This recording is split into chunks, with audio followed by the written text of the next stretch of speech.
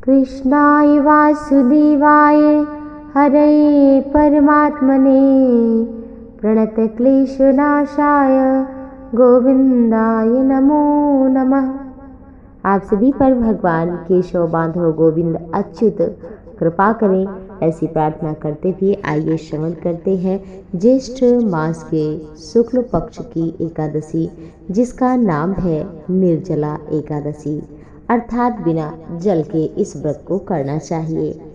निर्जला एकादशी व्रत करने से संपूर्ण साल भर की एकादशी करने का फल प्राप्त हो जाता है। एकादशी व्रत करने से भगवान नारायण लक्ष्मी के साथ घर में निवास करते हैं, जीवन में सुख समृद्धि की प्राप्ति होती है।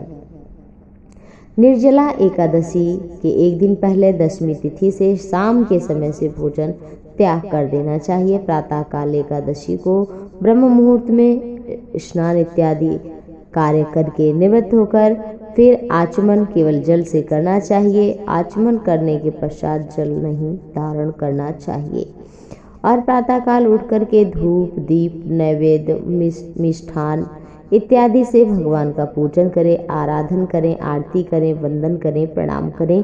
तुलसी दल अवश्य ही अर्पित करें। तुलसी दल पूर्व से अवश्य तोड़ कर रखें।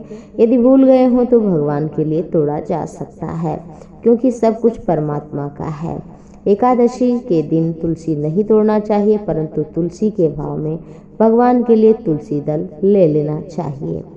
आइए श्रवण करते हैं एकादशी व्रत की कथा। एक बार की बात है कि भगवान श्री हरि से भीमसेन ने कहा कि हे प्रभु, मैं तो व्रत नहीं कर पाता हूँ, मुझे कोई एक ही व्रत बता दीजिए जिससे संपूर्ण व्रत का फल मुझे प्राप्त हो जाए। क्योंकि कुंती माता, भीम, अर्जुन, नकुल, सहदेव, युधिष्ठिर सभी तो भीम के भाई जो और थे वो व्रत करते थे। भीम के पेट में वृक नामक अग्नि सदैव प्रज्वलित रहती थी, जिसके कारण वो बोले कि हे केशव, मैं भोजन के बिना नहीं रह सकता।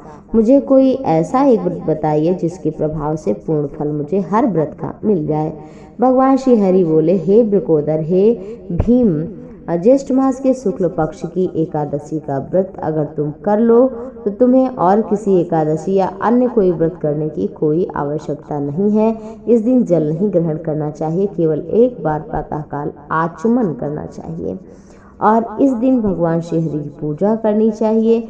झूठ, निंदा, कपट आदि से बचना चाहिए। भगवान की धूप दीप नैवेद्य आदि से जो भी संभव हो उस प्रकार से पूजा करना चाहिए। रात्रि में जागरण करते हुए कीर्तन करना चाहिए। प्रातःकाल द्वादशी में फिर स्नान ध्यान इत्यादि के बाद पूजन आदि करके ब्राह्मण को भोजन या कच्चा भोजन दे देना चाहिए, जिसे वो स्वयं बनाकर पाले। कुछ दक्षिणा देना चाहिए और फिर स्वयं भोजन करना चाहिए। ऐसा करने से भगवान श्री हरि प्रसन्न होते हैं।